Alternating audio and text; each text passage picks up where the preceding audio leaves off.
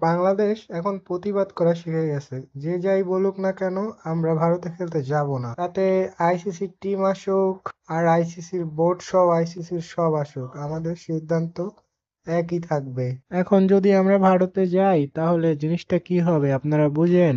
নিজেরা স্যাপ ফেলাইয়া সেই স্যাপ চাইট্টা খাওয়ার মতো অবস্থা হবে। তার থেকে বিশ্বকাপ না খেলাও ভালো, ইন্ডিয়ার মাটিতে খেলতে না যাওয়াই উত্তম।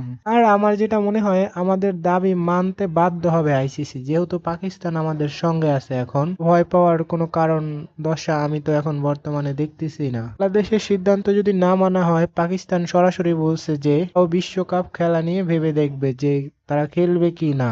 সো বাংলাদেশ শক্ত একটা সাপোর্ট পাইছে, এটা তো বলাই যায়। কথা শুনে তো ইন্ডিয়ার দাদাদের মাথার হুশ উড়ে গেছে, আর কয়দিন গেলে চুল উড়ে যাবে। টেনশন নাই দাদারা, তোমাদের কলকাতাতে আমরা খেলতে যাচ্ছি না, দরকার হলে খেলা বর্জন হবে, তারপরও ইন্ডিয়াতে কোনো মতেই খেলা পরিস্থিতি নেই। তো আমরা মিডিয়ারাও আছি, আমরাও খেলা দেখতে যাব। আমরা যদি হামলার শিকার হই, আমাদের নিরাপত্তা কে দিবে? ইন্ডিয়ান প্রশাসন কি দিতে পারবে? আপনারা সাধারণ মানুষই বলেন, দিতে পারবে নিরাপত্তা? কখনো দিতে পারবে না।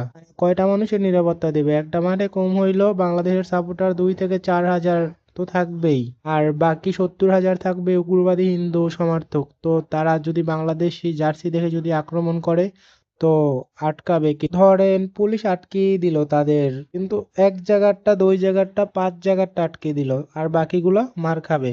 আমি মনে করি শুধু ক্রিকেটারদের নিরাপত্তা দেখলেই হবে না, আমাদের সাধারণ জনগণের নিরাপত্তাটাও দেখতে হবে ও আমাদের বিষয়গুলো ভেবে দেখতে হবে আইসিসির। এতটুকুই আজকের নিউজ। আল্লাহ হাফেজ।